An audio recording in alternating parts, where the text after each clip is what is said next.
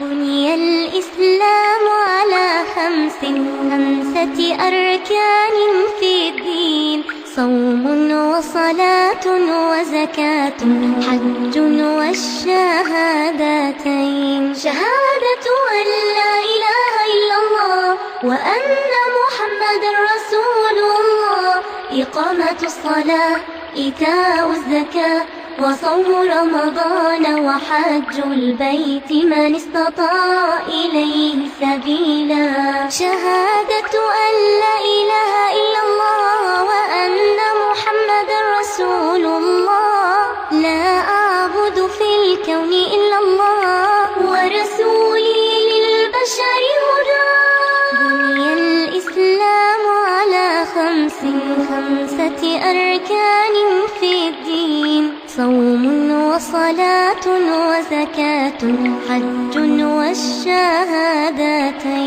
وأكلم ربي خمسا: أطهر بدني بصلاة، بوضوئي، بركوعي، بخشوعي دوما ألقى.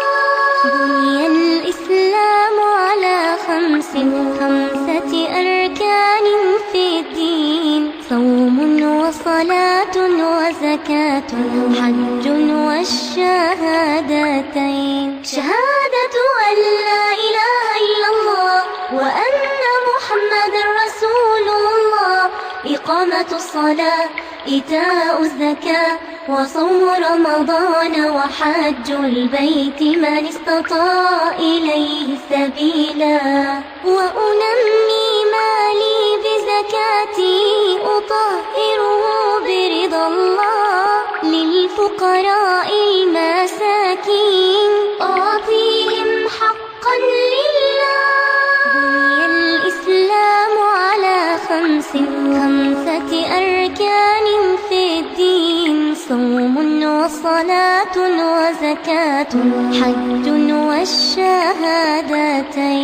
نفسي بالصوم أروضها، وبحب الله أصبرها، أتذكر إخواني الجواب، بجنة ربي أذكرها. بني الإسلام على خمسة أركان في الدين: صوم وصلاة وزكاة حج والشهادتين.